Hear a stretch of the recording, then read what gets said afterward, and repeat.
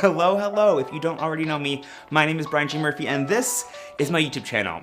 I was on Twitter the other day, as you do, and I saw a tweet about mental health, and it reminded me of tweets that I've seen in the past that are all sort of variations on the same theme. It's that, having OCD is not the same thing as liking things all neat and tidy, and being scatterbrained sometimes doesn't mean you have ADHD, and being in a bad mood every now and then isn't the same thing as depression.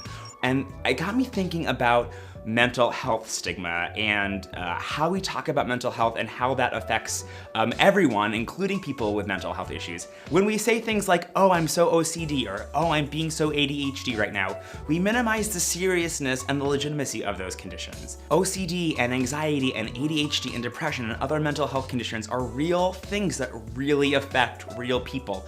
And when we turn them into punchlines to jokes, we just don't take them seriously. So I think it's important that we're precise and intentional with our language, and we don't turn mental health conditions into jokes and punchlines.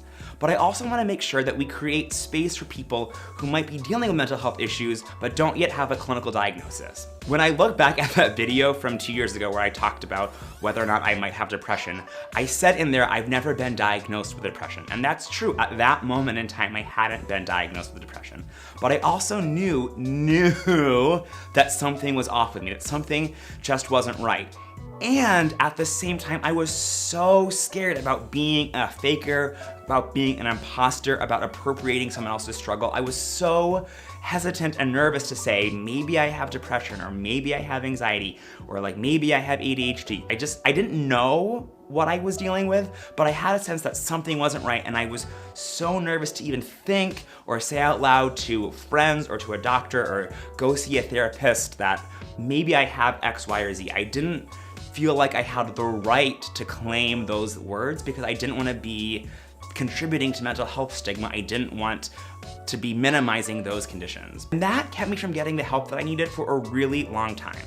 I thought to myself, well, I don't think I'm that bad, or I seem to be pretty functional, or it's not as bad as it seems like some other people are, or, well, I made it this far. Surely if something was really wrong with me, I would know, or someone else would know, or someone would tell me, right? It took a lot of courage to go in to see a therapist and say, I think that something's not right, and I can't quite put my finger on it, so can you help me and can we explore together what that might be? I don't need a label, but if there is a label that will help me understand myself better, I'm all for it, so please, can we figure this out together? And that is a process. For most mental health conditions, there isn't one simple, definitive yes or no test. It's a process of exploration and trial and error, collaboration, trying together to figure out what's going on. And even when you do get a handle on what's going on, it's a whole other process to figure out the best course of treatment. So I guess the takeaway for me is that I want to be careful and intentional with my language. I don't want to contribute to mental health stigma by minimizing very real conditions. But I also want to make space for folks who don't yet have a clinical diagnosis or don't have access to the resources needed to get a clinical diagnosis to be able to explore their mental health fully.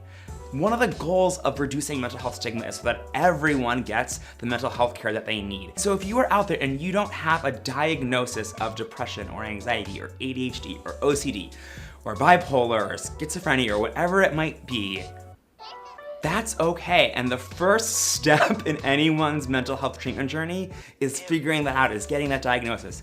And so I want you to feel empowered to go talk to someone, whether that starts with just a friend or a family member, or maybe a therapist at your school if you're a student, or finding a therapist in your city if you're not a student.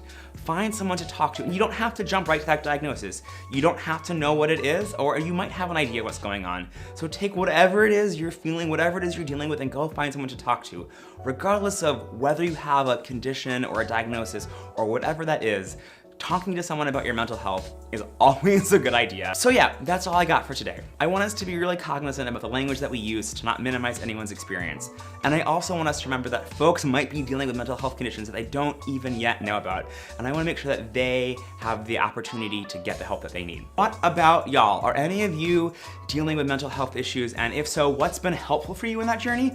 And what are some of the things that have gotten in the way for you? I would love to hear from you. Say hello in the comments and I'll talk to you soon. Bye for now.